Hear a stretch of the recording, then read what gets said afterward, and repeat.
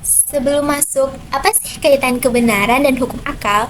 Yuk kita bahas sedikit tentang makna kebenaran itu sendiri. Kebenaran mengacu pada kesesuaian antara pernyataan dan kenyataan. Maksudnya, kebenaran ini berbicara mengenai ketepatan suatu pernyataan terhadap kenyataan atau realitas.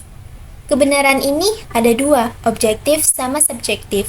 Atau bisa kita sebut juga, kebenaran ini ada dari segi eksternal dan internal. Kalau dari segi eksternal atau objektif, ini tuh mengacu pada kebenaran berdasar fakta ilmiah seperti bumi mengelilingi matahari. Kalau subjektif, ini tuh mengacu pada pendapat pribadi seperti warna ini bagus nih menurut aku, atau makanan di sana enak tahu. Nah, kebenaran subjektif bersifat relatif. Apa yang mungkin benar bagi kamu, belum tentu benar bagi orang lain ataupun saya. Nah, sekarang kita kupas sedikit tentang hukum akal ya. Hukum akal diketahui terbagi 4. Yang pertama ada hukum identitas. Contohnya, hari ini adalah hari Selasa.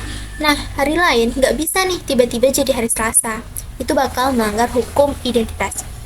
Hukum identitas menyatakan kalau sesuatu adalah dirinya sendiri dan tidak bisa menjadi sesuatu yang lainnya. Simpelnya, hukum identitas ini adalah A sama dengan A. Yang kedua, ada hukum non-kontradiksi. Hukum non-kontradiksi memaparkan kalau sesuatu tidak bisa menjadi salah dan benar dalam waktu yang sama. Contohnya, kucing ini adalah kucing dengan bulu hitam dan bukan bulu hitam pada saat yang sama. Nah, ini melanggar hukum non-kontradiksi karena menyatakan dua pernyataan yang bertentangan pada waktu yang sama itu tidak bisa. Jika suatu pernyataan tidak sesuai dengan hukum non-kontradiksi seperti yang tadi, maka pernyataan tersebut tidak dapat diterima. Hukum yang ketiga adalah hukum keselarasan. Hukum ini merujuk pada konsistensi. Hukum ini membantu mengidentifikasi ketidaksesuaian antara pernyataan yang satu dan pernyataan lainnya. Contohnya, pernyataan pertama, hari ini cuacanya cerah dan panas. Terus ada pernyataan kedua yang bilang kalau hari ini hujan dan dingin. Nah, pada hukum keselarasan, dua pernyataan ini melanggar hukum. Kenapa? Karena tidak konsisten menggambarkan cuaca hari ini.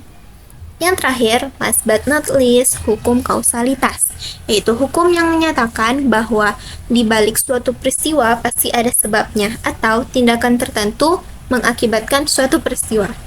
Contohnya, jika air dipanaskan sampai suhu 100 derajat, maka air akan mendidih.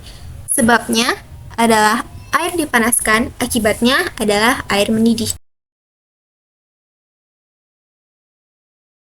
Hukum akal adalah alat yang digunakan untuk menarik kesimpulan, berargumen, dan berpikir.